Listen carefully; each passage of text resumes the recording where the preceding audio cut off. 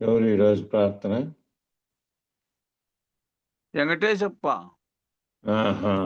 రాలేదు ఈరోజు అయితే. ఎవరికైతే రాలే.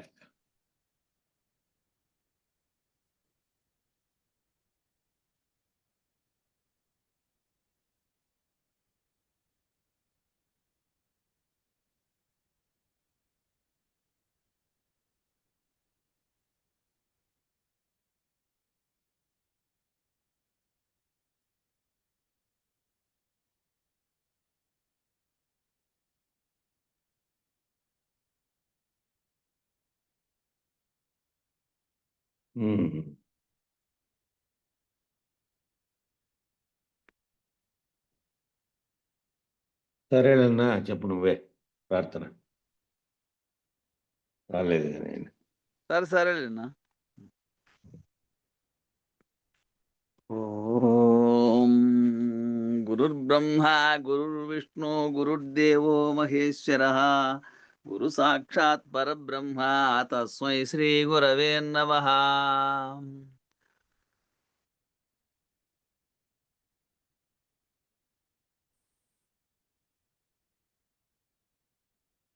ఏమది అయిపోయింది. బృహద్వాసితం సిగ్నల్ అందలే వాళ్ళకు. శ్రీ దక్షిణామూర్తం సంపూర్ణ బోధోపదేశిక. సిగ్నల్స్ లేవు చూడు, సిగ్నల్స్ లేవు, మధ్యలో కట్ అవుతుంది. బృహద్వాసిష్ట సిద్ధాంతం పూర్ణ బోధోపదేశిక వెంకటేశ్వర యోగేంద్రం సద్గురుభ్యో నమో నమః. ఆత్మానాత్మ అతీతమనిశం కేవలాత్మోపదేశిక వేముల రామయాజ యోగేంద్రం సద్గురుభ్యో నమో నమః. క్షరాక్షరమతీతం చాచల పూర్ణోపదేశిక పూర్ణానంద పుల్లయార్య సద్గురుభ్యో నమో నమః. అస్మద్గురు సమారంభం కృష్ణ సాందీప మధ్యమాం ఓంకారపీఠ పర్యంతం వందే గురు పరంపరం.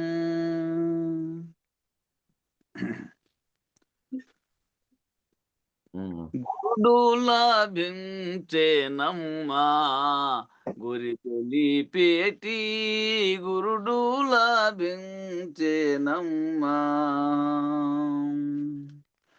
గురుడు లభించెను శరణన్న వారిని కరుణించునెవారైనా రమారంచని తండ్రి గురుడు లభించెనమ్మా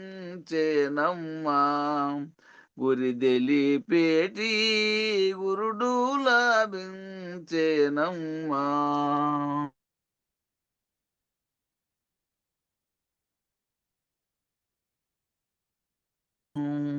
బాధాతీర్థం పరిపూర్ణాదయా రాలేదా? మధ్య మధ్యలో వాయిస్ బ్రేక్ అవుతుంది.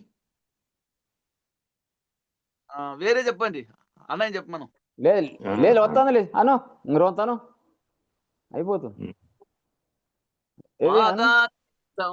వెచ్చయో ప్రసాదమో పరిపూర్ణాదయానిచ్చియో ఫలమందున బ్రహ్మ వ్రాలు తూడచివేసి పరమామంత్రమును పరగా బోధించియు భేదమెంచక త్రివిధ దీక్షలు మోదమొందగ చేసి ఎరుకను పాదులేపితి ననుచు భవము భయము పెగదమ్మ కోమలి గురుడు లభించేనమ్మా గురి తెలిపేటి గురుడు లభించేనమ్మా.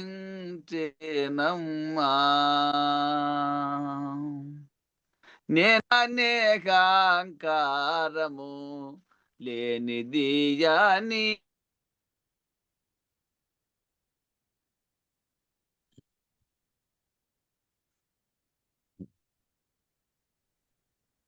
పల్లె దీని నోదులు మేనొక్కటే సీమ రాని బయలులో లేనిదెప్పుడు లేనే లేదని లేపి చూపియు ఉన్న బయలులో ఉండు నీవని ఉన్న నిజమును బయలు పరచెను గురుడు లాభించేనమ్మా గురి తెలిపేటి గురుడు లాభించేనమ్మా అక్షిభావము చూపేనే నాలోయున్న సాక్షిభూతుని గలిపేనే దీక్షతో ఏమి అపేక్షించబో గాని దీక్షతో ఏమి అపేక్షించబో గాని చక్షులందున్న బిందు నాదాము కళాలన్నీ వీక్షణంబున చేసి ఎంతయు ఇంద్రజాలం బనుచు తెలిపి మోక్ష మార్గము అభ్యసు అక్షయంతగు రక్షణీయుడు గురుడు లాభించేనమ్మా గురి తెలిపేటి గురుడు లాభించేనమ్మా బట్టబాయలు నందునా ఎప్పుడు ఏమీ పుట్టావో నిజమా నేను గుట్టు ద్వాదశి తెలిపి దిట్టాము చేసియో గుట్టు ద్వాదశి తెలిపి దిట్టాము చేసియు వట్టి బట్ట బయలు దిట్టాము చూడని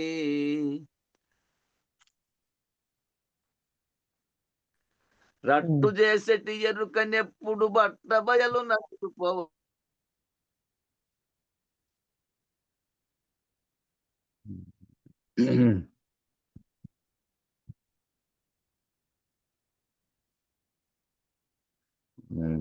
గురువేన పల్లె అదే పోతాంది, అది సిగ్నల్ పోతాంది మధ్యలో.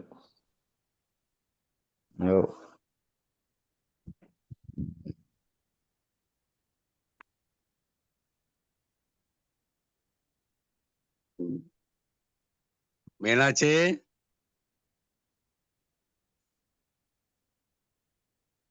పలకన కూడా లేదు. అదే వినపడుతుందా లేదా మరి? అటు నుంచి రాలేదంటే ఇటు నుంచి వినపడేది కూడా ఉండదు.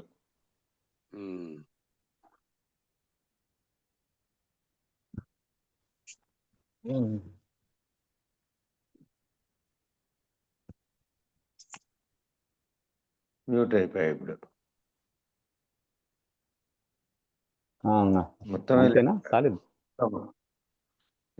లేదు, మొత్తమే లేదులే కానీ మళ్ళా వచ్చేది. జై సద్గురు మహారాజుకు జై పూర్ణానంద పూర్ణార్యులకు జై విష్ణుఆనంద కృష్ణమూర్త్యార్యులకు జై అనంత కోటి భక్త మండలికి జై. జై గురుదేవ్. జై గురు. జై గురు. జై. రాగద్వేషాదులు భ్రమ దాగనుచుందాని మరచి తనలో దానై బాగుగా జీవన్ముక్తుడు భోగములందిత్యమానే పొందియుండునురా పరాపరతాయందియుండునురా అందమింపొందగా నపరోక్షమందేడు కన్నేరాలో పాల గమనోజ్వలం వైనా ఇందుకలలో బయలుదేరెడి ఇరవు గంగొని బ్రహ్మ తన్మయ మంది పొందెడు నిర్వికల్పకమంతరిక్షము దగిలి పూర్తిని పొందియుండునురా పరాపరతాయందియుండునురా. జై గురు. జై గురు. జై.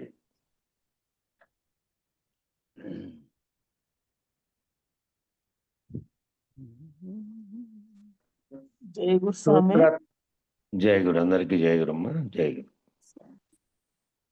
సూత్రాత్మ తన సంకల్పము చేయగలిగిన సృష్టిని భ్రాంతిగా నిరూపించుకున్న పిదప రాగద్వేషాదుల భ్రమను తాను చూచుచుండును. కనుక ఆ సృష్టి వ్యవహారమును వీడి తనలో తానై ఉండు. జీవన్ముక్తుడైన వాడు తన సూత్రాత్మ పద్ధతిలో కర్తృత్వ భోక్తృత్వములందుకు ఇచ్చమాని తన సమిష్టి మనోనిశ్చలత పొంది ఉండును. సూత్రాత్మ ఎవరైతే దాని సంకల్పం చేత అయితే మొదట ఈ సృష్టి వ్యక్తమైందో దాన్నంతటినీ విచారణ తర్వాత మళ్ళీ ఏం జరుగుతుంది, అదంతా భ్రాంతిగా కేవలం లేని కలగా భావించిన తర్వాత ద్వేషాదుల భ్రమణ అంటే తాను రాగద్వేషాలు ఇతరులుగా కనపడుతున్నటువంటి భ్రమనేమో చూస్తూ ఉంటాడు. జీవన్ముక్తులై వ్యవహారం చేయకుండా ఉన్నప్పటికీ తన చుట్టూ ఉన్న వాటిలో అంతా కూడా ఇదే ఉంది కదా. జగత్తులో ఉన్నటువంటి స్థితిలో ఆ రాగద్వేషాదుల భ్రమ కలుగుతూ ఉంటుంది. తన వాళ్ళు తన వచ్చి మాట్లాడిచ్చేది వ్యవహారం అంతా ఉంటుంది కదా. తాను ఆ స్థితిలో ఉన్నప్పటికీ తాను కనుక ఆ సృష్టి వ్యవహారమును వీడి తనలో తానై ఉంటాడు. సృష్టి వ్యవహారం ఏమో తనలో జరుగుతాడు, చుట్టూ జరుగుతున్నా కూడా తనలో ఉండనీయడు. తానైనటువంటి స్థితిలో ఉండి సృష్టి వ్యవహారం జరుగుతున్న దాన్ని అంతట్లోకి తాదాత్మ్యం చెందకుండా ఉంటాడు. జీవన్ముక్తుడైనటువంటి వాడు తన సూత్రాత్మ పద్ధతిలో కర్తృత్వ భోక్తృత్వములందు ఇచ్చమాని తన సమిష్టి మనోనిశ్చలత బండి ఉంది. తన మనసులో తనకు తెలుసు తను కర్తృత్వ రహితంగా ఉంటే కర్త లేడక్కడ. కర్త చేసేవాడు ఉంటే కర్త చేసేవాడే నేననే భావనలో ఉండి చేసేవాడు. నేను పోగొట్టుకున్నటువంటి వాడు జీవన్ముక్తుడైనటువంటి వాడు తన సూత్రాత్మ పద్ధతిలో చేస్తూ ఉంటాడు. జరుగుతున్నటువంటిదంతా సమిష్టి ఎరుకలో భాగంగా జరుగుతున్న దాంట్లో భాగంగా తాను ఉండి లేనెరుకగా చూస్తూ తాను కర్తగా కానీ భోక్తగా కానీ ఈ రెండిటి యందు ఇచ్చేమాని చేస్తున్నది ఎట్లా చేస్తుంటాడు అంటే దాని మీద ఏ రకమైనటువంటి ఇది లేకుండా కేవలం తన కర్తవ్య నిర్వహణ బాధ్యతలు చేస్తూ ఉంటాడు తప్ప దాని మీద ఫలితాలను ఆశించి చేస్తున్నటువంటి కర్తృత్వం భోక్తృత్వం ఉండదు. తన సమిష్టి మనోనిశ్చలత పొంది ఉంటాడు. మా సమిష్టి మనస్సులో ఉంటాడు. ఎక్కడ నేను వెష్టిగానే నేను ఫలానానే నామరూపాత్మకమైన శరీరంతో ఉన్నటువంటి స్థితి కాకుండా సమిష్టి ఎరుకగా భావించిన అఖండ ఎరుక స్థితిలో అప్పుడు ఏకమైన స్థితిలో ఉంటాడు. అనేకంగా ఉన్నప్పుడేమో నేను నీవు ఇతరులు అనేటువంటి భావన ఉంటుంది. సమిష్టి స్థితిలో ఉండడము అంటే ఈ అనేకం అనేటువంటిది లేదు, అంతా ఒక్క చైతన్యంగా ఉన్నటువంటి స్థితిలోనే ఉంది. ఆ ఒక్క చైతన్యంలో నేను కూడా పాత్రధారిని, ఆ ఒక్క చైతన్యంలోనే. కాబట్టి పరమునకు పరమైన తత్వము అందుకున్నటకు సంసిద్ధుడవును. ఇంకక్కడి నుంచి ఏం చేయాలి ఆయన? అటు నుంచిను ఆ స్థితిలో ఉన్నప్పుడు సమిష్టి తత్వంగా ఉన్న సమిష్టి చైతన్యమే నేను అనే స్థితిలో ఉన్నతను ఇక అక్కడి నుంచి దాటుకోవడం అనేది పరమును అందుకున్నాడు. పరమునకు పరమైనటువంటి పరాపరము అనే పదం వాడతారే అది. ఏదైతే ఒకటవదేమో వెష్టి అనేటువంటి నేను అనేటువంటి అహంకార స్థితిలో నుంచి సమిష్టి అనేటువంటి ఈశ్వరత్వంగా ఉన్న అఖండ ఎరుక స్థానంలోకి పోయిన తర్వాత అక్కడి నుంచి దాటుకోవడం అంటే పరాపరమైనటువంటి అంటే ఈ ఇహములేకి రాకుండా ఉన్నప్పుడు, ఈ ఇహం వ్యక్తం కాకుండా ఉన్నప్పుడు ఏ స్థితిలో తానున్నాడో ఆ స్థితికి పోవడానికి ప్రయత్నం చేయడం. పరమునకు పరమైన తత్వమును అందుకుంటానికి సిద్ధమవుతాడు. ఇంక అక్కడి నుంచి ఆ సాక్షిత్వం పోతే ఇంకా పరమునకు పరమైనది అందుకున్నట్టే. నేను బ్రహ్మం అనే సాక్షిత్వ స్థితిలో నుంచి దాటుకోవడం అనగా జ్ఞానమునకు పరమైన పూర్ణమును అందుకును. జ్ఞానం అనేటువంటి జ్ఞానానికి పరమైనటువంటిది. జ్ఞానము అజ్ఞానము రెండూ కూడా ఎరుకే. ఆ రెండింటి స్థితి దాటినటువంటిది ఏమో జ్ఞానం అజ్ఞానము లేనటువంటి స్థితి. అంటే సృష్టి వ్యక్తం కానటువంటి స్థితిలో ఏదైతే బయలుగా ఉన్నటువంటిది ఉందో, ఎక్కడైతే జ్ఞానాజ్ఞానములు లేవో, ఎరుకే లేదో, సంకల్పించే స్థితి కానీ సంకల్ప నిస్సంకల్పం రెండూ లేవు, సంకల్పములే లేవు, ఏమీ లేనటువంటిది ఒట్టిది, కొత్త బట్ట బయలుగా ఉన్నటువంటి ఆ పూర్ణమును అందుకొను. పూర్ణమును అందుకొని వాళ్ళనన్నా బ్రహ్మానందము యొక్క మర్మం ఎరిగి తెలిసి తన జ్ఞానచక్షువుకి ఏదైతే సృష్టి పరిణామ హేతువో దానికి సంబంధించిన చంద్రకళలను గుర్తించవలను. ఆ పూర్ణమును అందుకోవడం వల్లంటే అంతకుముందు విచారంలో ఏం తెలుసుకున్నాడు, తనకు తెలిసినటువంటి బ్రహ్మానందం యొక్క మర్మం ఏమిటంటే వ్యష్టిగా లేకుండా సమిష్టిగా ఉన్న తత్వంలో గనక ఉంటే, ప్రత్యేగాత్మ పరమాత్మలు ఒక్కటేననే స్థితిలో ఉంటే అప్పుడు అనేక మందిగా కనపడుతున్నదంతా ఏమీ లేదు, ఒక్కటే బ్రహ్మము తప్ప మరేమీ లేదు. చుట్టూ ఉన్న జగత్తుగా భావిస్తున్నటువంటిది కూడా లేదు. జ్ఞాన చక్షువుకి ఏదైతే సృష్టి పరిణామ హేతువో, మామూలు కంటితో చూస్తేనేమో దృశ్య ప్రపంచం అంతా ఉంది, వస్తు ప్రపంచం అంతా ఉంది, జగత్తంతా ఉంది. జ్ఞాన చక్షువు చేత కనుక చూస్తే ఏది సృష్టికి కారణమైనది ఉందో, ఏది పరిణామం జరుగుతుందో, మళ్ళీ పరిణామ హేతువుగా విస్తరిస్తోందో జగత్ అనేది, దానికి కారణంగా ఉన్నది మొదట కలిగినటువంటి సంకల్పం, దాని చేత ఏర్పడినటువంటి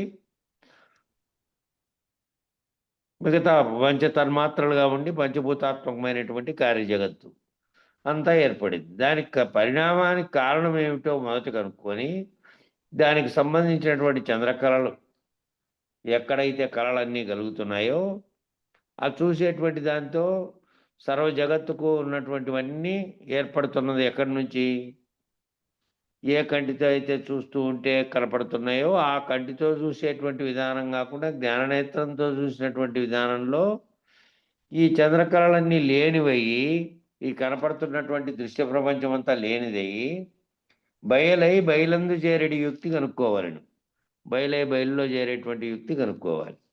బయలైనటువంటి చిత్బ్రహ్మము చిత్పరుడు అనబడును.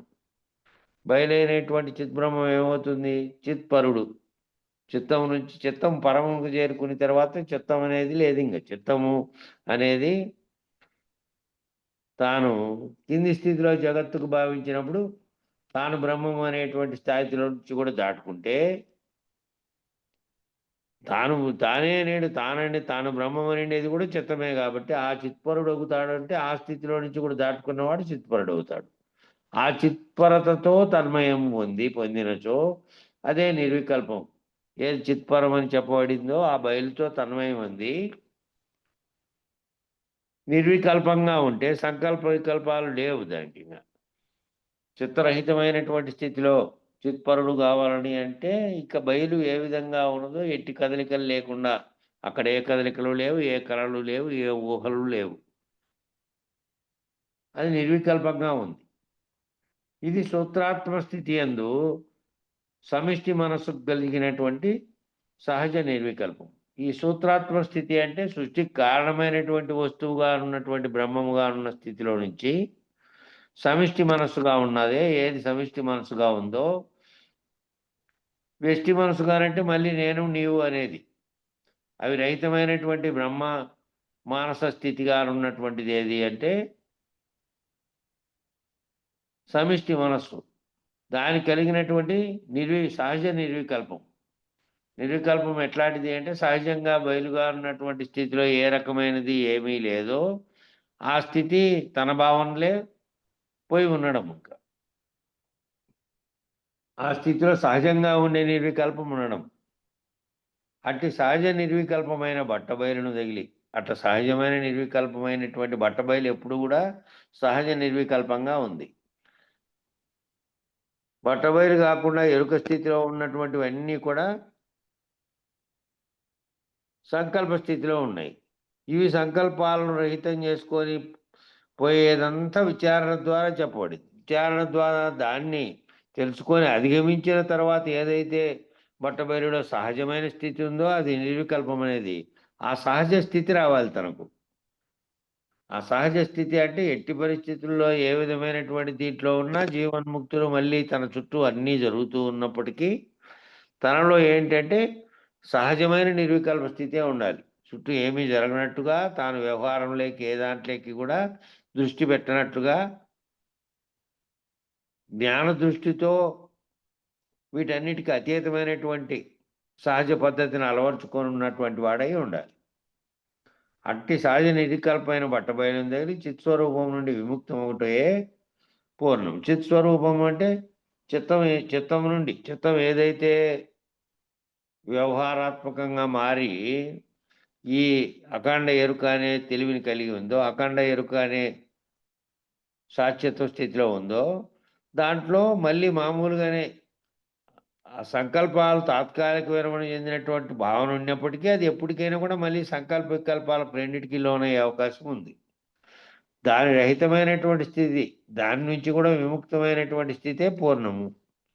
అట్టి పూర్ణమును పొంది ఉండుము. ఆపై పరమునకు పరమైన తత్వమును అంది ఉండుము. ఆ పరమునకు పరమైన తత్వము ఇంక మళ్ళీ తిరిగి రానటువంటి ఇహపరములకు అతీతమైనటువంటి పరాపరము ఇక మళ్ళీ తిరిగి రావడానికి కారణం కానటువంటి స్థితిలో ఉండుము. దాన్ని అంది ఉండుము. దాన్ని అంది ఉండాలి అని అంటే అది ఈ ఈ ఈ విచారణ అంతటి ద్వారా భ్రాంతులు వీడిన ఆ స్థితిలో ఉన్నప్పటికీ అది సహజమైపోవాలి. ఏ స్థితిలో అయితే నిర్వికల్ప స్థితి కలుగుతుంది, ఈ ఎరుక అని లేనెరుకలో అనే దాన్ని భావిస్తూ ఈ కంటితో చూసే దృష్టితో కాకుండా జ్ఞాననేత్రంతో ఏదైతే బయలు స్థితి ఉన్నది, ఈ సృష్టి ఉత్పత్తి కాకముందున్నటువంటి స్థితిలో దాంట్లో ఏ రకమైనటువంటి సంకల్ప వికల్పాలు లేకుండా నిర్వికల్పంగా సహజ నిర్వికల్పంగా ఉందో ఆ సహజ నిర్వికల్పము నీలో సహజమైపోవాలి. జ్ఞానంతో చూసేటువంటి స్థితిలో సహజమైపోవాలి. ఆ సహజమైపోతే ఇంకా పరమునకు పరమైనటువంటి దానిని, ఆ తత్వాన్ని నువ్వు అన్ని ఉన్నట్లుగా లెక్క. చెప్పన్నా రెండోది. అది గురువు చెప్తా ఉన్నాడు, నువ్వు ఆ పరాత్పరమైన పరమును అందుకో అని చెప్తా అన్నాడు ఆయన. అదే అనుకొని ఉండాలి అని. సరే. జై గురు. రోయవలనీశనాదులు కోయవలెన్ కర్మబంధ కుటిల గుణంబుల్ చేయవలెన్ గురు చింతన మ్రోయవలెన్ ప్రణవనాద ముపమింపముందు తిన్మాత్రమౌతపము నిపుందు విపరి భూముల జేరి వెతల జతలు జందగ నేల జపఛాయలో నంటి జవదాటకుండుము ఉపవసింపగ నేల నియతిని యురిదియగు పరిపూర్ణ భావము అపరిమిత చిత్సౌఖ్య భరితము అనుభవం బను జీజితంబగు నృపమింపముందు చిన్మాత్రమౌ తపము నిపుందు. రోయవల ఈశనాదులు. ఈశనత్రయము అంటే మీరు ఇంకా కింద సాధనా సంపత్తి స్థితిలోనే తీసుకుంటారు. ఈశనత్రయము, వాసనత్రయము ఇవన్నీ వదిలి ఉండాలి అనేది సాధనా సంపత్తిలో ఉంది. ఈ 3 రకాలుగా ఉండే ఈశనత్రయాలు పుత్రేషణ, దారేషణ,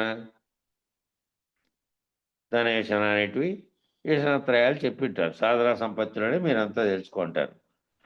అవి తర్వాత జీవుడు, ఈశ్వరుడు, జగత్ అనేటువంటి 3 రకాలుగా ఉండేటువంటివి. అవన్నీ జీవుడుగా భావించినప్పుడు నేను జీవుణ్ణి, ఈశ్వరుడు, జగత్తు అనే సూత్రాత్మక కలిగినటువంటి మమకారం. అది జీవేశ్వర జగత్తులు అనేటివేమో సృష్టికి కారణమైన బ్రహ్మకు కలిగినటువంటి సంకల్పంగా, ఆ బ్రహ్మకు కలిగిన మమకారం వల్ల ప్రతిబింబ చైతన్యంగా ఏర్పడి మిగిలిన జగత్తంతా నామరూపాత్మకమైనది, వస్తురూపాత్మకమైనదంతా వచ్చింది. జీవునిలో ఉండేటువంటివి, సమిష్టికర్తలో ఉండేటువంటివి, వీటన్నిటినీ నిరసించాలి. వ్యష్టిగా ఉన్నటువంటి మమకారాలు ఏవైతే ఉన్నాయో అవేగాక సమిష్టికర్తకు ఉండేటువంటి మమకారాలు కూడా నిరసించాలి. దీనిని నిరసించవలను సంచిత కర్మలను పంచుచు సకల జీవోపాధుల ప్రారంభంలో తన ఈశ్వరీయ జ్ఞానమైన సృష్టి స్థితిలయ పద్ధతుల్లో తన లీల జరుపుతూ ఉన్నాడు.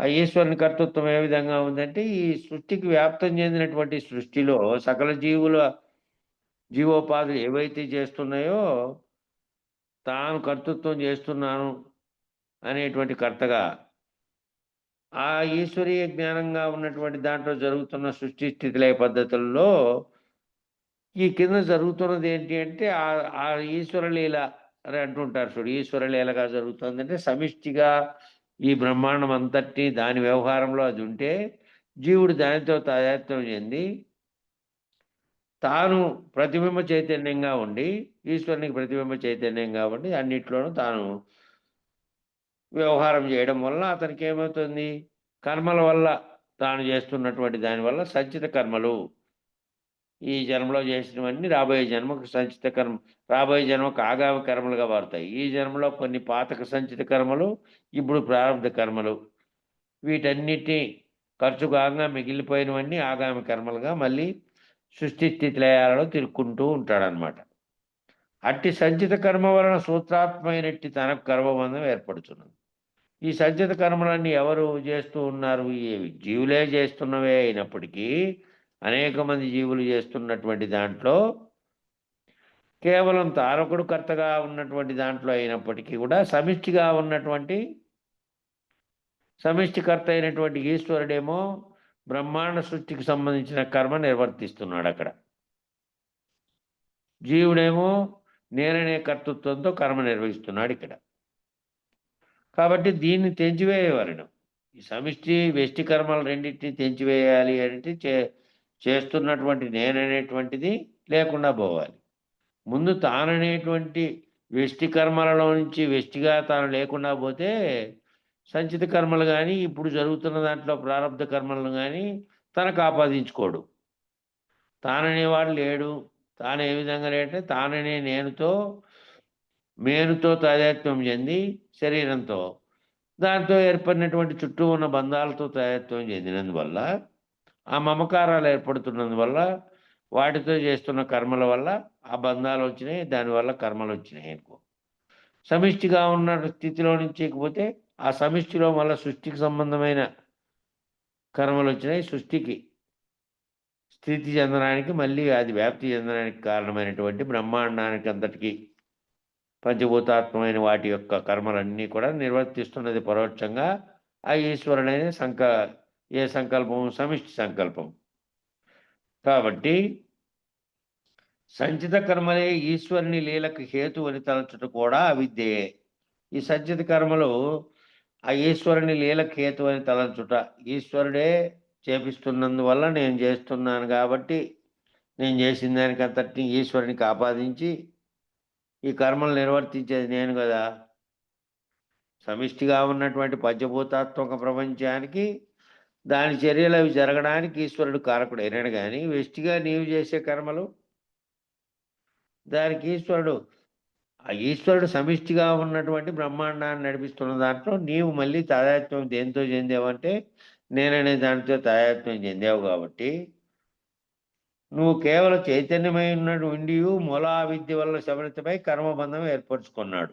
కర్మబంధం ఏర్పరచుకున్న శరీరంతో తాదాత్మ్యం చెందడం వల్ల దాంతో ఏర్పడినటువంటి బంధాల వల్ల మరియు తాను దాని చేతనే చేస్తున్నటువంటి కర్మల్లో అదే నేనని భావించడం వల్ల ఏమనుకున్నాడు? అదంతా ఈశ్వర సంకల్పంగా జరుగుతున్న కారణంగా భావించి అనుకుంటున్నాడు. కానీ అది కూడా అవిద్యే. దానితో కూడా వస్తున్నటువంటి కర్మతో దాంతో కూడా వస్తుంది ఫలితం. అవిద్య తొలగించో తాను ఊరుకున్నాను. అవిద్య తొలగాలి అని అంటే తాను సమిష్టి కర్మ వెష్టి కర్మ ఈ రెండు కర్మలకు కారణమైన సంకల్పాలు ఎక్కడ పుడుతున్నాయో సంకల్పరహితం కావాలి. సంకల్పంలో ఏమిటి? నేననే సంకల్పం పోవాలి. నేనుంటే నేనున్నంతకాలము నేను వ్యవహరించిన దానికి జరుగుతున్నటువంటి కర్మలకు నేను బాధ్యుడిని అనేటువంటి భావన ఉంటుంది. కాబట్టి అవిద్య తొలగినచో అంటే అజ్ఞానం తొలగిపోతే ఇది సహజమైనటువంటి పరబ్రహ్మ స్థితి. అవిద్య అనేది తొలగిపోతే, అవిద్య అంటే ఏది? వెష్టి సమిష్టిలు రెండిట్లోనూ తొలగిపోవాలి. కానీ ఈశ్వరుడు సగుణమైనప్పుడు కర్మబంధం కలుగుతున్నది. ఈశ్వరుడికి సగుణమైనప్పుడు అంటే సృష్టి కార్యంలో భాగంగా సంకల్పించినప్పుడు కర్మబంధం అవుతోంది. సమిష్టి అనేటువంటిది కూడా లేకుండా ఉంటే సమిష్టి సంకల్పం కూడా లేకుండా నిర్గుణమైతే గుణములతో కూడిన తర్వాతనే కదా త్రిగుణాలతో కూడినటువంటి 3 రకాలైనటువంటి బ్రహ్మ విష్ణు మహేశ్వరులు అనేటువంటి ఒకరు సృష్టికర్త, ఒకరు పోషణకర్త, ఒకరు వ్యాపకకర్త అనేటువంటి 3 రకాలైనటువంటి తత్వాలు రావడానికి గుణములతో కూడి ఉండడమే. ఆ గుణాలతో కూడిన తర్వాత మాయ చేత లేని జగత్ అంతటిని కల్పించడానికి కారణమైంది. కాబట్టి సగుణమైనప్పుడు ఆ ఈశ్వరుడు సగుణమైనప్పుడు కర్మబంధం కలుగుతున్నది. పరబ్రహ్మమందు కూడా గుణములు బీజవత్తున్నవి, దాంట్లో కూడా బీజాలుగా ఉన్నాయి. అక్కడ కూడా మళ్ళీ తాను బ్రహ్మమని చింత చేయుతున్నంత వరకు అది కల్పన ప్రభావమే. కనుక అయమాత్మ బ్రహ్మముని చింతనకు మారుగా అశరీరి గురిని చింతన చేయవలెను. ఎవరైతే తాను బ్రహ్మం అనే చింతన ఎవరైతే చేస్తుంటారో తాను సమిష్టి చైతన్యంగా ఉన్నటువంటి బ్రహ్మను అనే స్థితిలోకి తాను మహావాక్య విచారణ ద్వారా పొందినప్పటికీ అక్కడ కూడా మళ్ళా గుణాలు బీజవత్తుగా ఉన్నాయి, బీజ రూపంలో ఉన్నాయి గుణాలు. మళ్ళీ ఎప్పుడైనా వ్యక్తమై మళ్ళీ మొలకెత్తే అవకాశం ఉంది. కాబట్టి తాను బ్రహ్మమని చింతన చేయటం ఉన్నంత వరకు కూడా అది కూడా కల్పన యొక్క ప్రభావమే. కనుక అయమాత్మ బ్రహ్మమని చింతనకు మారుగా అశరీరి గురిని చింతన చేయాలి. కాబట్టి అయమాత్మ బ్రహ్మ అంటే నేను నా యొక్క ఆత్మే బ్రహ్మము, నేనే బ్రహ్మమును అనే స్థితిలో నుంచి అశరీరి గురుని చింతన చేయవలను. అశరీర గురువు ఎవరైతే ఉన్నారో ఆయన నేను బ్రహ్మమును అనే స్థితిలో నుంచి దాటుకొని ఉన్నాడు. సమిష్టి బ్రహ్మము, సమిష్టి కర్త అనే స్థితిలో నుంచి దాటుకొని కర్తృత్వరహితమైనటువంటి ఏ బ్రహ్మం అయితే సంకల్ప కారణంగా జ్ఞానం అనే దాని కారణంగా వచ్చిందో ఆ జ్ఞానాజ్ఞానములు రహితమైనటువంటి స్థితిలో ఉన్నాడు ఆ గురువు, అశరీర గురువు అయినటువంటి ఆయనకి ఇటువంటి సంకల్ప వికల్పం లేనటువంటి స్థితిలో ఉన్నాడు. నేను బ్రహ్మమును అనే చింత కూడా లేకుండా ఉన్నాడు. దాన్ని దాటినటువంటి స్థితిలో ఉన్నాడు. కాబట్టి ప్రణవనాదమును స్వాధీనపరుచుకొని మ్రోగించవలను. ప్రణవనాదం ఏదైతే ఉందో మొదట కలిగినటువంటి శబ్దము అందులో నుంచే వచ్చినటువంటిదే, అది కారణ వస్తువుగా ఉంది సకల సృష్టికి. కాబట్టి అనగా నీవు ప్రణవేశ్వరునివి కావు, ప్రణవ లీలను అధిగమించినటువంటి వాడివి. ప్రణవేశ్వరుడు అంటే శబ్దం నుంచి ఉత్పత్తి అయిన దానికి మళ్ళీ శక్తి అనేటువంటి ప్రకృతి తోడుగాగా ఈ సకల సృష్టికి కారణమైనటువంటి వాడు ప్రణవేశ్వరుడు. కాబట్టి ఆ కారణమైనటువంటి వాడివి కాదు, ఆ ప్రణవలీలను అధిగమించినటువంటి వాడి. అధిగమించిన అశరీర గురువు అయిన తర్వాత ప్రణవలీలను అధిగమించినాడు. ప్రకృతితో మళ్ళీ తాదాత్మ్యం చెంది మళ్ళీ సకల సృష్టికి కారణమయ్యేది కాదు. మొదట పుట్టినటువంటి ప్రణవేశ్వరుడు ఎవరు? శబ్దంతో పుట్టినటువంటి శక్తిగా ఉత్పన్నమైనటువంటి దానికి పంచభూతాత్మకమైనటువంటి తన్మాత్రలు కలిసిన తర్వాత సృష్టిగా వ్యక్తం కావడానికి తోడ్పడినది ఎవరు అంటే పరాశక్తిగా ఉన్నటువంటి ప్రకృతి. ఆ ప్రణవేశ్వరి, ఆ ప్రణవలీలలో ప్రణవేశ్వరుడు ఏ విధంగా అయ్యాడంటే ఆ రెండుగా ఉన్నటువంటి రెండు కలిసి ఉత్పత్తికి కారణమైనటువంటి పైన. కాబట్టి ఆ స్థితిని కూడా అధిగమించినటువంటి వాడు ఎవరు? అశరీర గురుమూర్తిని ఎవరైతే ఆశ్రయించి తాను దాంట్లో నుంచి కూడా దాటుకొని ఉన్నారో ఆ స్థితిలో నుంచి దాన్ని అధిగమించి ఉన్నాడు. చిత్ శక్తికి లోబడి దాని నుండి ఓంకారం కలిగి సృష్టి ఏర్పడుతున్నది. ఈ చిత్తం అనేటువంటి శక్తికి లోబడే దాని నుంచి ప్రణవనాదం అవ్యక్తంగా ఉండాల్సింది, అవ్యక్తంగా ఉన్న శబ్దం వేరే ప్రణవనాదం. అది నాదంగా మారిన తర్వాత శబ్దమైన తర్వాత ఓంకారం అయింది. 3 బీజాక్షరముల యొక్క అకారం అకార ఉకారములు కలిసి దాని నుంచి మళ్ళా ఆ బీజంలోంచి సకల సృష్టికి కారణమైనవన్నీ వచ్చినాయి. అయితే దానికి లోబడి ఓంకారం కలిగి సృష్టి ఏర్పడుతుంది. ఓంకారం ఏర్పడి మళ్ళా ఓంకారం అనే శబ్దం నుంచే పంచతన్మాత్రలుగా ఉన్న ప్రపంచం అంతా ఏర్పడింది. కానీ నీవు అధిగమించిన వాడివి కనుక నీవు జన్మాత్రమై నాదరహితమైనటువంటి తపస్సు భూని ఉండుము. నువ్వు ఆ స్థితిలో నుంచి మళ్ళీ అధిగమించినావు కాబట్టి నువ్వేముండాలా? నువ్వు తన్మాత్ర సహితమైనటువంటి ప్రాపంచిక భావన అనేది లేకుండా చిన్మాత్రమై నాదరహితమైనటువంటి తపస్సు శబ్దంతో కానీ ఈ మిగతా పంచభూతాత్మకమైనటువంటి పంచ తన్మాత్రలతో కూడినటువంటి దానితో ఏ దానితోనూ తాదాత్మ్యం చెందిన స్థితిలో ఉన్నటువంటి వానిగా నువ్వు ఉండాలి. అటువంటి తపస్సులో ఉండాలి. నాదాతీతమును పొందు. నాదాతీతాన్ని నాదాతీతం అంటే శబ్దాతీతం. శబ్దంతోనే మాట ఉత్పన్నమైనటువంటి ఆకాశము, దానితో ఆ ఆవరణతో మిగతా ప్రపంచం అంతా. కాబట్టి శబ్దాతీతమైనటువంటి దాంట్లో ఉండము. నాదంతో కూడిన జగత్తు జీవ ఈశ్వర సంసారమును అరణ్యంలో ప్రవేశించి, నాదంతో కూడినటువంటి జగత్తులో ఏం జరిగింది? ఇందాక పైనే వచ్చింది అది ఆల్రెడీ. ప్రణవేశ్వరుడుగా ఉన్నటువంటి వాడు ప్రకృతితో తాదాత్మ్యం చెంది మిగతా జీవ జగత్తు అంతటిని ఏర్పడడానికి కారణ వస్తువుగా అయింది. కాబట్టి జగత్తు, జీవుడు, ఈశ్వరుడు అనే సంసారం అనేటువంటి అరణ్యంలో ప్రవేశించి అట్టి ఘోర సంసారమును బడి వ్యతలు చెందనేలా మళ్ళీ ఈ జీవుడు మళ్ళీ పునఃసృష్టి జరుగుతూ లక్షలాది సంవత్సరాలుగా, కోట్లాది సంవత్సరాలుగా మళ్ళీ జన్మలు పొందుతూ మళ్ళీ పునరభిజననం, పునరభిమరణం వ్యవహారం అంతా దీంట్లోనే జరుగుతుంది. మరి దీంట్లో పడి మళ్ళీ ఈ విధంగా మారనేలా? ఆ ఘోర సంసారంలో వెతలేదా?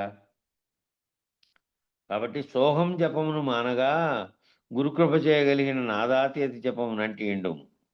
సోహం జపమేమో వ్యవహారికంగా జరుగుతున్నటువంటి నీ శరీర ప్రాణ మనోబుద్ధులతో కూడినటువంటి వ్యవహారం. శరీరంలో సోహం జపం ఇది జరుగుతున్న ప్రాణంతో జరుగుతున్నప్పుడల్లా అది పోయి మనసును కదిలించి మనసు అనేటువంటి చైతన్యం ఆ యంత్రాంగం అంతా వ్యవహారిక స్థితిలోకి చూస్తుంది కిందికి. దాన్ని దాటినటువంటి స్థితిలో గురుకృప కలిగినటువంటి నాదాతీత జపం. గురుకృప చేత ఏం జపం అది? ఇదేమో సోహం జపం అనేది నీ ప్రాణానికి సంబంధించింది, నీ శరీరము మరియు దీనికి సంబంధించిన ప్రకృతికి సంబంధించింది. దానికి అతీతమైనటువంటి జపం చేయమి అంటున్నాడు. గురుకృప చేత దానికి అతీతమైన జపం ఏదంటే లేని ప్రపంచం, ఇది లేనెరుక, మూలం లేని గుర్తెరిగే శరీరం ఏమీ లేదు. ఇది లేకుండా ఉంటే ఏముంది? ఎప్పటికీ ఉట్టబయలులో ఏమీ లేదు. మురుగుచ్చు సందు లేకుండా అంతటా వ్యాపించి ఉన్నటువంటి బట్టబయలు స్వరూపంలో ఉన్న పరిపూర్ణం అనేది మాత్రమే ఉన్నది.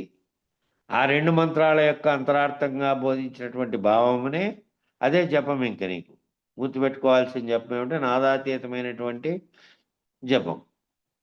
నాదం గీదం ఏమీ లేదు, పరిపూర్ణ స్థితిలో ఉన్నటువంటి ఉత్త బట్టబయలులో ఏమీ లేదనే భావనను చెందిన తర్వాత మూలం లేని గుర్తెరిగే శరీరం నుంచి రహితుడమైనటువంటి స్థితిలో భావం ఊహ చెందితే ఆ జపం ఏం చేయాలంటే అదే ఆ రెండు మంత్రార్థముల యొక్క భావాన్నే జపం చేయడం. ఇంకా ఈ నాదాతీత జపం అంటి ఉండుము. తిరిగి నాదమే నీవను ఈశ్వర స్థితికి దిగజారకం. మళ్ళా దిగజారినామనుకో మళ్ళీ ఆ స్థితిలో నుంచి దిగజారకము అని ఏంటికంటున్నాడంటే మళ్ళా నాదం అనే స్థితి వచ్చిందంటే మళ్ళా సమిష్టి ఎరుక అయినటువంటి ఈశ్వరుడు బ్రహ్మం అనే స్థితికి వస్తుంది. సమిష్టి జగత్తుకు కారణమైన స్థితికి మళ్ళా దిగజారితే మళ్ళీ దానికి సహజమైనటువంటి స్థితి సృష్టి స్థితి లయాల్లోకి మళ్ళీ వచ్చినట్టు. మళ్ళీ సృష్టి స్థితి లయాల్లో మళ్ళీ సృష్టి స్థితి, మళ్ళా లయం, మరణం, జననించడం, వ్యవహరించడం, పరిణామం చెందడం, మళ్ళీ మరణం చెందడం అనేది సహజంగా జరుగుతున్నటువంటి ప్రక్రియ. మళ్ళీ ఈ స్థాయిలోకి దిగజారకు. ఆ స్థితిలో నుంచి మాయకు సహజమైనటువంటి నీతిని సమీపించకం. మాయకు సహజంగా ఉండేవి ఏవి లక్షణాలు ఉన్నాయో దానికి సంబంధించి సమీపంలోకి రాకు.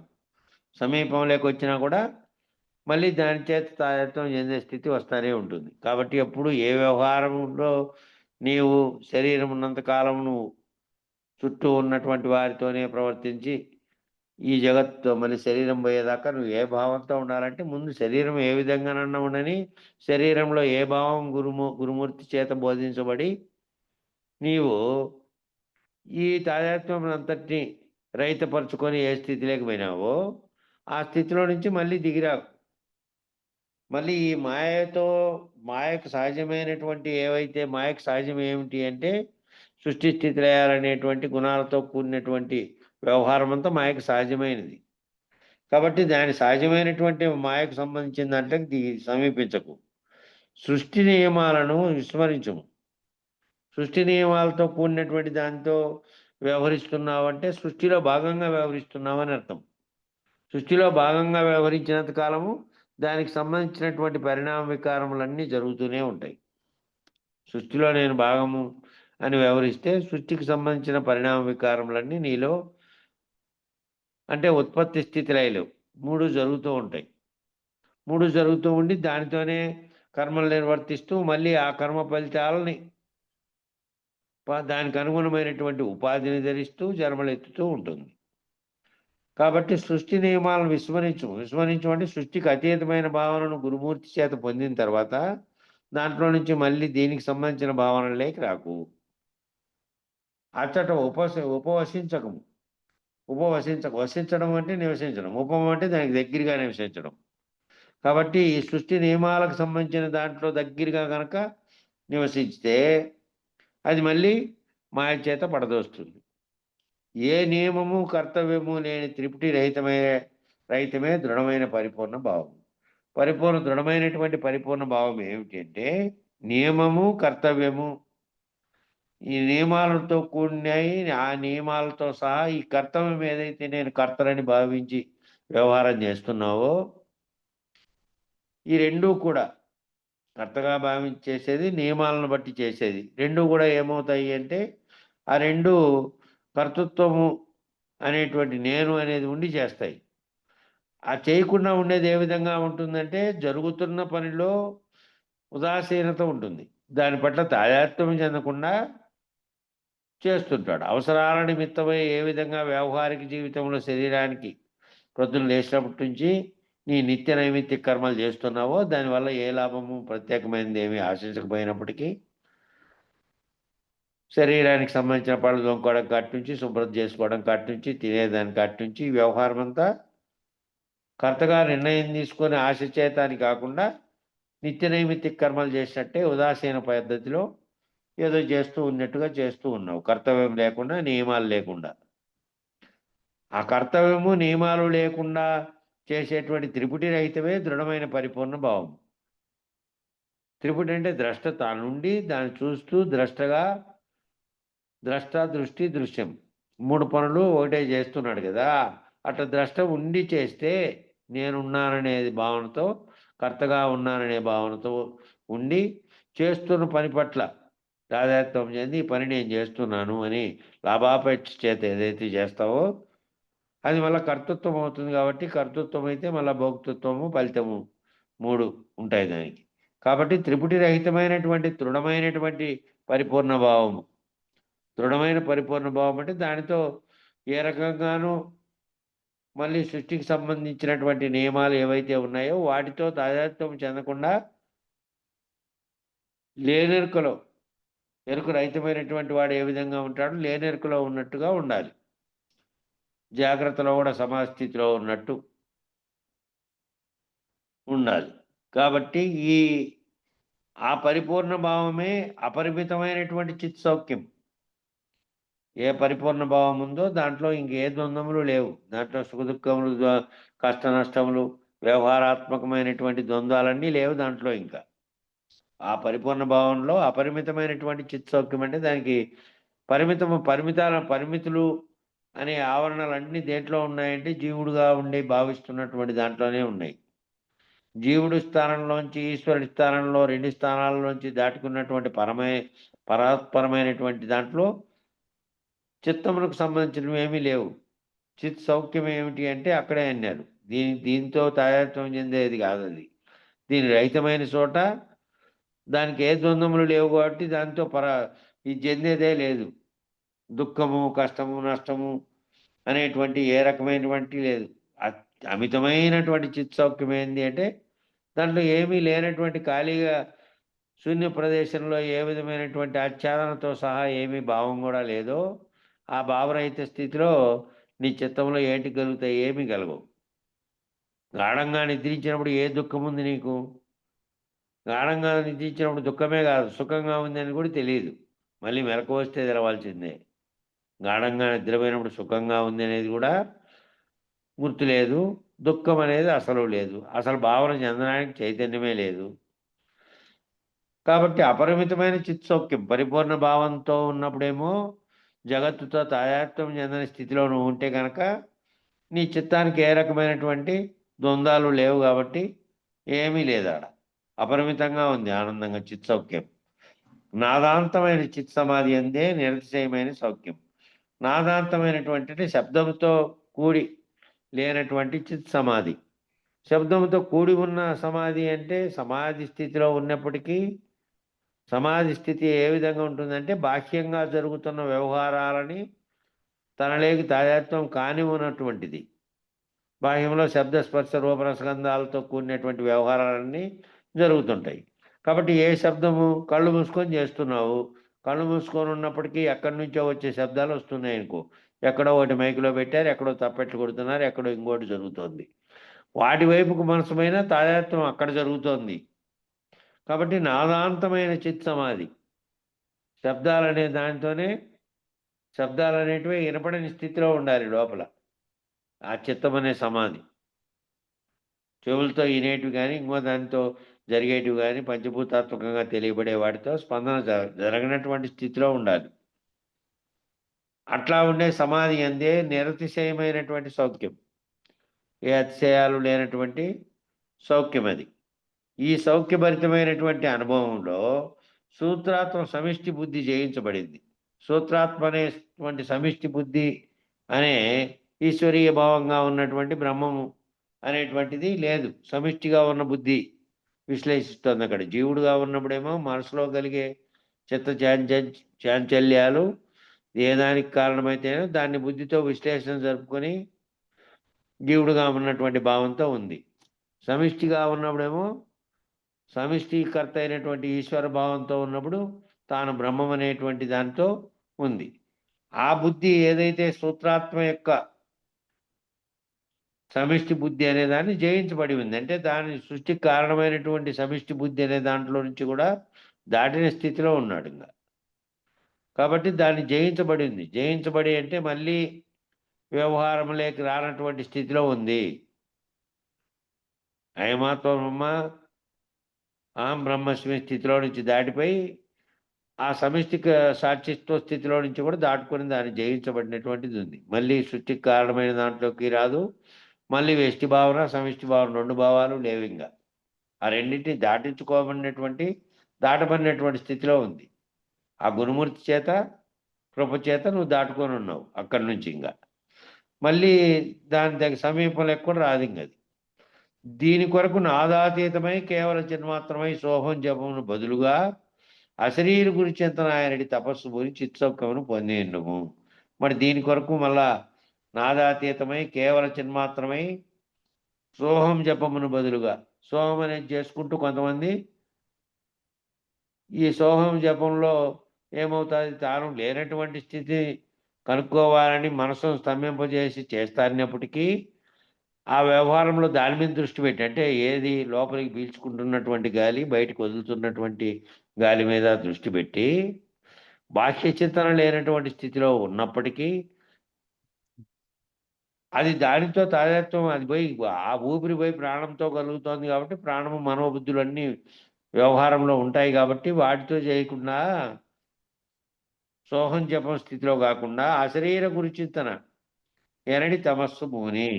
అశరీర గురు చింతన అశరీర గురువు ఏం చెప్పాడు, మనం నేను గురి తిరిగే శరీరం ఏమీ లేదు, ఈ ఉత్త పట్టబయలులో ఏమీ లేదు అని చెప్పాడు. కాబట్టి సోహం భావనతో కూడినటువంటి జపం కాకుండా అశరీర గురి చింతన అనేటువంటి తపస్సు భూని ఆ దాంట్లో చిత్సౌఖ్యమును పొంది ఉండము.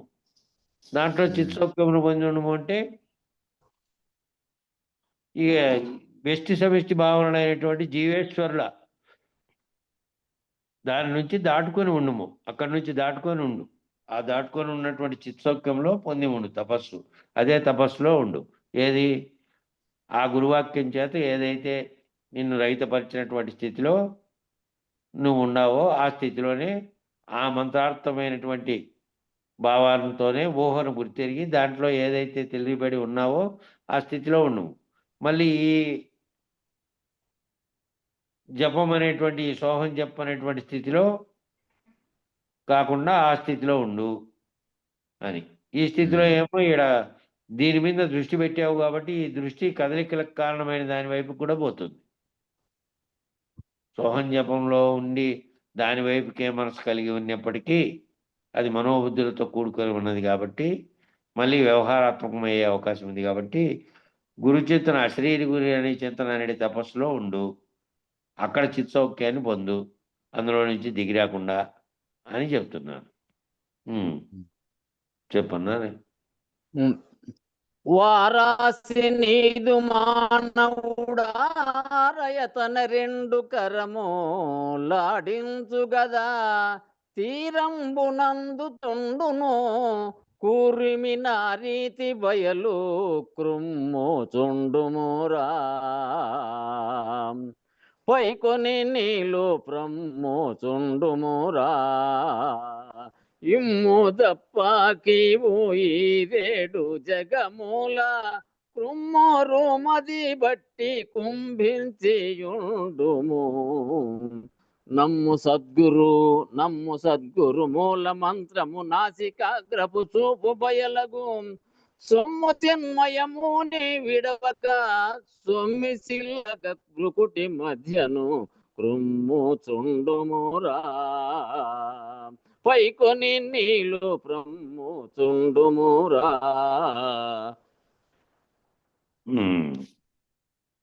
జై గురు.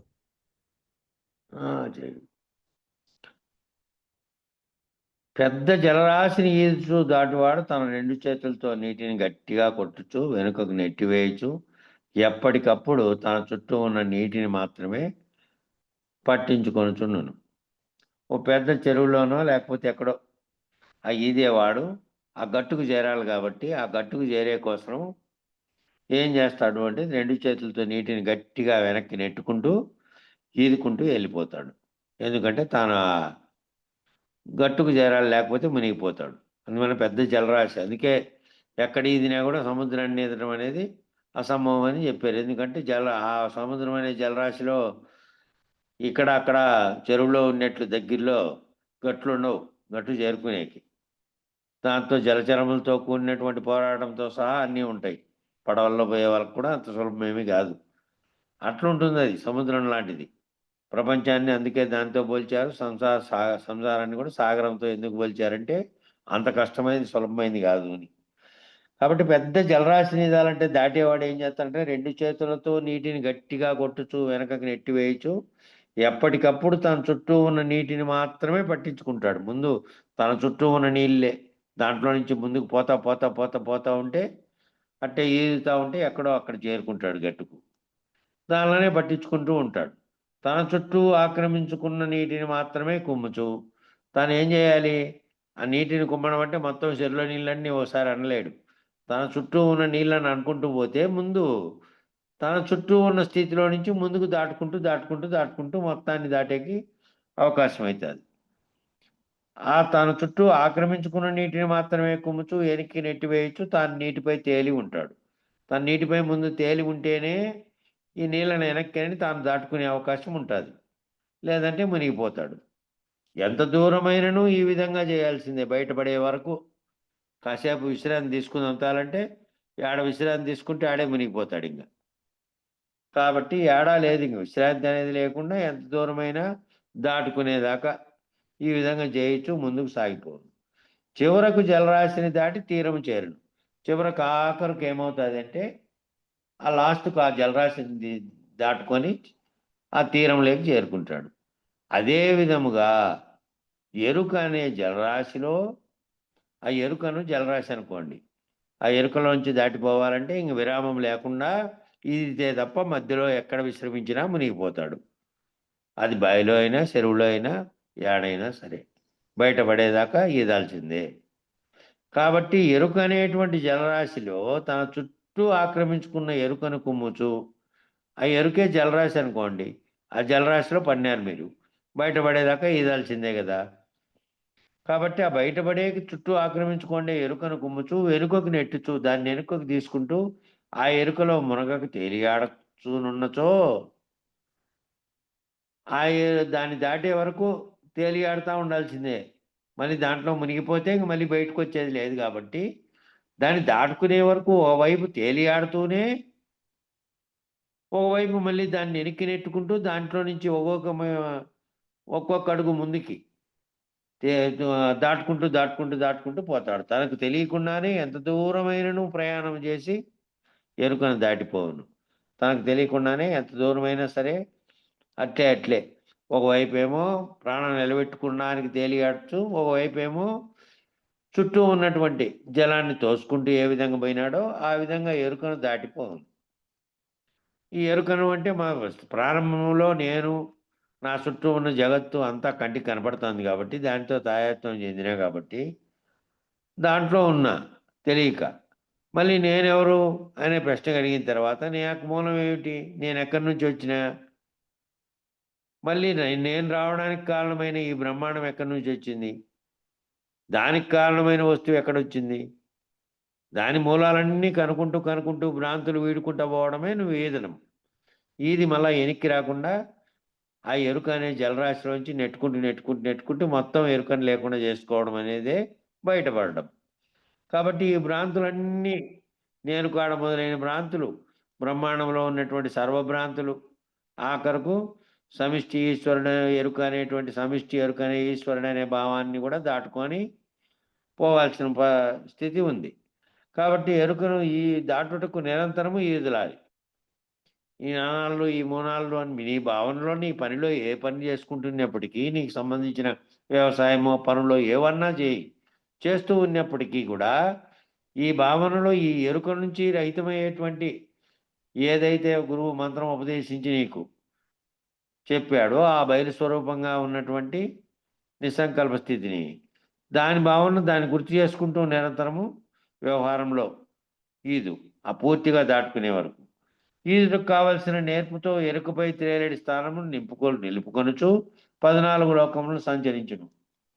ఆ 14 లోకాలు ఎక్కడో లేవు, ఇంకా భౌతికంగా వేరు చోట్లకు పోడు, వాటికి పోయి ఈదరు. ఈడే తనలో ఉన్నటువంటి 14 లోకాలుగా ఉన్నటువంటి దాన్ని ఈత్తున్నాడు. ఆ ఈత్తున్న ఒక్కొక్క దానిని కుమ్ముచు వెనుకకు నెట్టివేయచు పోయిన దానిని పట్టించుకొనక తన చుట్టూ కమ్ముచున్నటువంటి ఎరుకను మాత్రమే పట్టించుకొను. ఎరుక అంటే ఒక రూపంలో లేదు కదా, అందువల్ల ఒక్కొక్క భ్రాంతి ఒక్కో రకమైన ఎరుక. ఆ ఒక్కొక్క భ్రాంతితో తోసుకుంటూ పోతా అంటే మళ్ళీ వెనక్కి నెట్టేసిన దానిలో జోలికి పోద్దు, మళ్ళీ వెనకలు తీసేసిన దానిలో జోలికి పోకుండా ఇంకా ముందుకు అట్లే పోగాని మళ్ళీ వెనక్కి చూడకు. వెనక్కి చూసి వెనక్కి నెట్టివేసినటువంటి పోయిన దానిని పట్టించుకొనక, పోయిన దాన్ని మళ్ళీ పట్టించుకునేది లేకుండా పోయిన దాన్ని వదిలేయి, పోయిన దానిని పట్టించుకోకుండా తన చుట్టూ కమ్ముచున్నటువంటి ఎరుకను మాత్రమే పట్టించుకోను. తన చుట్టూ మళ్ళా కమ్ముకొని వస్తూనే ఉంటాయి కదా. ఈ నీళ్లు దాటినావు, ఈ నీళ్లు కొన్ని తోసేసి ముందుకు పోయినావు, మళ్ళీ ముందున్నాయి నీళ్ళన్నీ, నువ్వు తోసేసినా అవన్నీ ఉన్నాయి, ఆ గట్టుకు చేరుకునేదాకా ఉంటాయి, అవి పోవు. ఆ తోసేసిన దానిలన్నింటికి వెనక్కి మళ్ళీ చూడకుండా ముందుకు కంటిన్యూగా ముందుకు పోయే విధంగా నువ్వు ఆ ముందున్నటువంటి నీకు చుట్టూ కమ్ముకుంటున్నాయే ఏ ఎరుకైతే ఏవైతే పోతే భ్రాంతులు మళ్ళీ కొత్త భ్రాంతులు వచ్చి చేరుతున్నాయో అవన్నీ సమూలంగా పోయేదాకా పట్టించుకో దాన్ని. ఈ విధముగా చేసినను ఎప్పటికైనాను తన ప్రయాణించుతున్నట్టు తనకు తెలియకుండానే ఎరుకను దాటి పరిపూర్ణమైన తీరమును చేరును. ఆ విధంగా మాత్రం ఉంటే గనక భావంలో నిరంతరము ఉండాలి. సంవత్సరంలో నాకు ఇప్పుడు ఈ 4 నాళ్ళు అబ్బింది, దీని గురించి మాట్లాడుకొని మిగతాదప్పుడంతా నా పనులన్నీ అయిపోయే వరకు అని నిన్నారనుకో, ఎప్పటికప్పుడు వెనక్కి పడతానే ఉంటారు. ఏం పని చేస్తున్నా, వ్యవహారంలో ఏమున్నా, భావంలో ఇది ఉండకపోతే, అట్లా ప్రయాణించకపోతే తనకు తెలియకుండానే అట్లా కనుక తాను ప్రయాణిస్తే నిరంతరం ఈ విధంగా చేసిన చాలను. ఎప్పటికైనాను తను ప్రయాణించుతున్నట్టు నేను ప్రయాణం ఈదుతున్నా, నేను ఇంత దూరం ఈదా, వెనక్కి చూసుకుని ఎంత దూరం ఈదినాను, దాంతో పని లేదు. ఇంకా దాటుకునే వరకు వెనక్కే చూడొద్దు, ఇంకా నిరంతరం ఈదడమే, బయటపడేదాకా ఈదడమే. అట్లా కనుక ప్రయాణిస్తూ ఉంటే తనకు తెలియకుండానే గట్టుకు చేరుకుంటాడు. ఎరుకను దాటి పరిపూర్ణమైన తీరాన్ని చేరుతాడు. అట్లా ఉంటే మధ్యలో ఆపినాడా, మధ్యలో ఆపితే మళ్ళీ చుట్టుముట్టుతుంది. ఆ చుట్టుముట్టే ఎరుకే ఎరుకలోనే పడిపోతారు కాబట్టి ఎరుకలో మునగక ఎరుకపై తేలిడి స్థానం నిలుపుకొనచో ద్వాదశ భావం ఉండవలెను. ఎరుకలో మునిగిపోయేటువంటి భావం ఉండకూడదు. ఎరుకలో నుంచి దాటుకునేటువంటి తేలేటువంటి స్థానాన్ని నిలుపుకొని ఆ తేలేటువంటి స్థానంలో నిలుపుకొని పోగొట్టుకుంటూ ఉండాలి. పోగొట్టుకుంటుంటే ద్వాదశ భావము ఉండవలెను. ద్వాదశ భావం అంటే ఎప్పుడు, అందుకనే నీవు నిద్ర వచ్చే వరకు నీవు చచ్చే వరకు మధ్యలో ఇది పెట్టుకో అని ఎందుకన్నారంటే, వ్యవహారంలో జరిగేటువంటి క్రియల్లో ఎప్పుడు వెనక్కి లాగేటివి పడిపోయేటివి చుట్టూ ఉండనే ఉంటాయి కాబట్టి దానితో తాయత్వం చెంది పడిపోతారని ఎప్పుడు ఆ తేలే స్థానంతోనే ఉంటే నిలుపుకుంటే ద్వాదశ భావం ఉండాలి. ఆ తేలేటువంటి ద్వాదశ భావంతో ఉంటే ద్వాదశ భావం ఏంది? ఏమీ లేదు, ఉన్నది ఉత్త బట్టబయలులో ఏమీ లేదు అనే దాంతోనే ఉండాలి. ఎరుకతో సంబంధించిన దానివల్ల మళ్ళా తాదాత్మ్యం జరిగితే ఎరుక లేనిదని ఎంచుతూ ఉండకుండా ఎదురై చుట్టుముట్టుతున్నటువంటి ఎరుకను తోసేయాలి. వ్యవహారంలో రోజు చేస్తున్నటువంటి దాంట్లో అంతా ఎరుకే ఉంది కాబట్టి దానితో తాదాత్మ్యం చెందకుండా బయలు అనేటువంటి భావం నిరంతరం భావనలో ఉంటూనే ఉత్త బట్ట బయలులో ఏమీ లేదనే దాని యొక్క గూఢార్థం భావనలో ఉంటూనే చుట్టూ ఉన్నటువంటి దాన్ని చుట్టుముట్టనీయకుండా ఎరుకను అనే దాన్ని వెనక్కి తోసేసుకుంటూ ముందుకు జరగాలి. ఇట్లా నిరంతరం చచ్చేదాకా చేయించుండవలను. ఇప్పుడు ఇందాక ఆ కందార్థంలో అనే మాట ఇక్కడ వచ్చింది. నిరంతరం ఎప్పుడు దాకా చేయమన్నారు? చచ్చేదాకా చేయంటే శరీరం ఉంది కాబట్టి శరీరము పోయే వరకు శరీరంలో భావాలు పుడుతూ ఉంటాయి, సంకల్పాలు వికల్పాలు కలుగుతూ ఉంటాయి. మళ్ళీ దానికి కోరికల వైపు మళ్ళీ ఇతరత్ర పోయిందనుకో అది ఒక్క క్షణంలో పడగొడుతుంది. కాబట్టి నీవు చచ్చే వరకు నిరంతరము ఈ భావన ఉండాలి అని అంటున్నాడు. సద్గురునిచే వసగబడినటువంటి ద్వాదశిని, ఆ సద్గురు చేత నీకు ఇవ్వబడినటువంటి ద్వాదశి మంత్రము, ఆ మంత్రం యొక్క మంత్రార్థాన్ని బురుకుటిలో నింపుకొని ఏకాగ్రత బురుకుటిలో నింపుకొని అంటే ఎక్కడైతే నీ సంకల్పాలు పుట్టడానికి కారణమైనటువంటి ఉందో త్రిపుటి, ఆ బురుకుటి అనేది అదే. అక్కడ నింపుకొని రెండు కళ్ళ మధ్యన ఉన్నటువంటి ఆ బురుకుటిలో నింపుకొని ఏకాగ్రత చెందినప్పుడు నీ చుట్టూన్నది ఎరికే అయినను నీ లక్ష్యం మాత్రం పరబయలు. నీ చుట్టూ ఎరికే ఉన్నప్పటికీ నీ లక్ష్యం ఏమిటి అంటే పరబయలు. ఆ బయలు స్థితిలో ఉన్నటువంటి ఎరుక రహితమైనటువంటి సంకల్పరహితమైనటువంటి నిస్సంకల్ప స్థితి. కాబట్టి ఎరుకను తప్పించుకున్నవాడై తాను చిన్మయమగును. కేవలం చిన్మయముని ఆ చిన్మయమును వదలక సొమసిల్లే వరకు బురుకుటి మధ్యలో ఏకాగ్రమై ఎరుక ఆయనటి జలరాశిని పొందుటకు సంపూర్తి చేయవలను. ఆ విధంగా ఎప్పుడు దాంట్లో ఏకాగ్రమై బృకుటి మధ్యలో ఏకాగ్రమై ఎరుకలని జలరాశిని ఈదుచు దాన్ని సంపూర్తి చేయాలట. దాటుకునే వరకు నీ చుట్టూ పరివేష్టించుతున్నట్టు ఎరుకను కుమ్ముచు, అంటే నీ చుట్టూ పరివేష్టించేదంటే చుట్టూ జరిగే వ్యవహారికమైన చర్యలతో అంతా కూడా ఎరుకే కాబట్టి దానిలాంటి పక్కకి నెట్టేస్తూ నీ స్థానంలో నీ స్థానంలో అంటే నీ స్థానం ఏది పరబయలుగా ఉన్నటువంటి స్థితిలో ఆ భావనలో ఉంటూ నీ ఎప్పటికప్పుడు ఎరుకను బయలు చేసుకున్నచో, ఎరుకతో తాదాత్మ్యం చెందకుండా బయలు చేసుకుంటే చివరకు పరబయలే మిగులుతుంది. చివరి వరకు అదే భావనతో ఉంటే పరబయలే మిగులుతుంది. మళ్ళీ సృష్టికి కారణమైన సంకల్పములు కలిగితే దాని చేత మళ్ళా వ్యవహారం చేస్తే మళ్ళీ అది తీసుకొస్తుంది. మళ్ళీ ఉపాధిని తగిలించుకునే కారణ వస్తువైనటువంటి జన్మకు కారణమైంది మళ్ళీ మిగిలి ఉంటుంది. సమయం సరిపోయింది, ఇంకా మంగళం చెప్పండి. ఇక్కడికి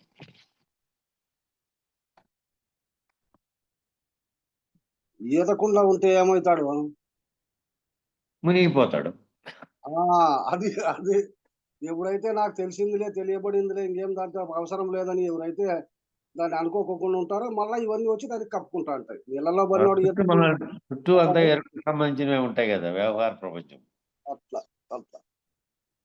జై గురు.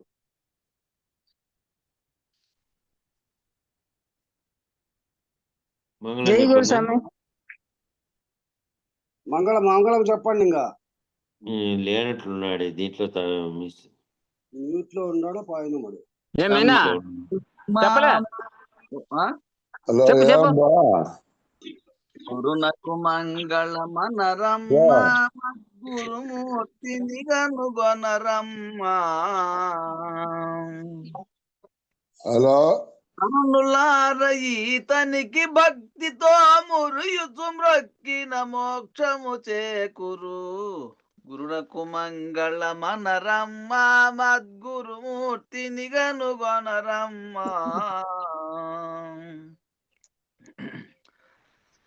అక్షర పురుషుండన రాదమ్మ అక్షర పురుషుండనగాదమ్మ అక్షర పురుషుల కావలి పురుషోత్తముడన బరగిన మాయి గురునకు మంగళమనరమ్మ మద్గురుమూర్తిని గనుగొనరమ్మ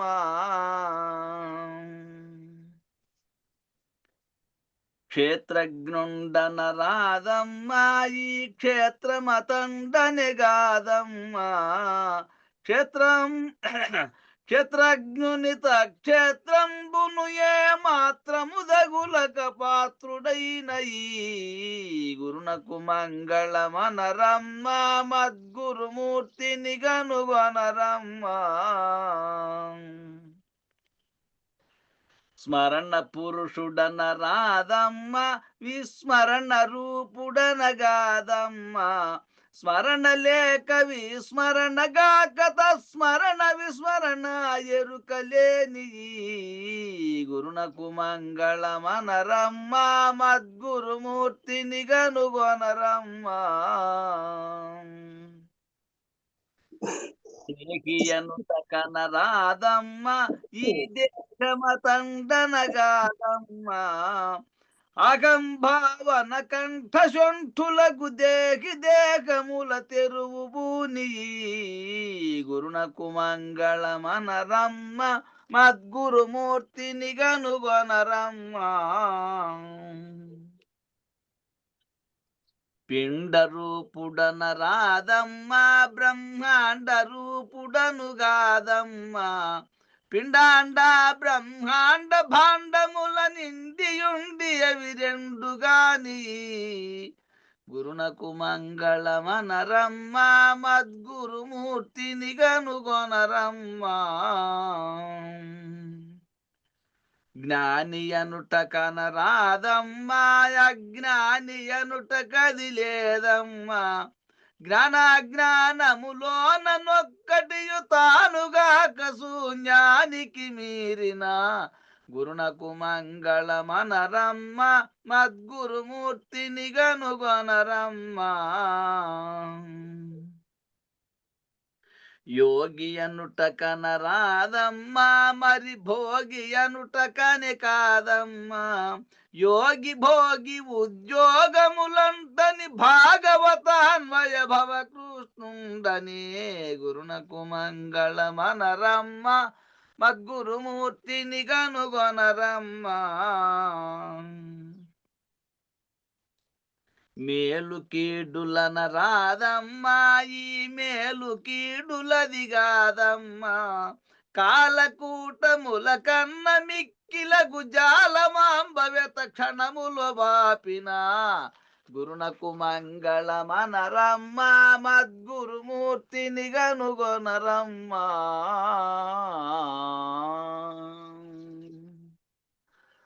జై మంగళం గురుదేవాయ మహనీయ గుణాత్మనే సర్వలోక శరణ్యాయ సాధురూపాయ మంగళం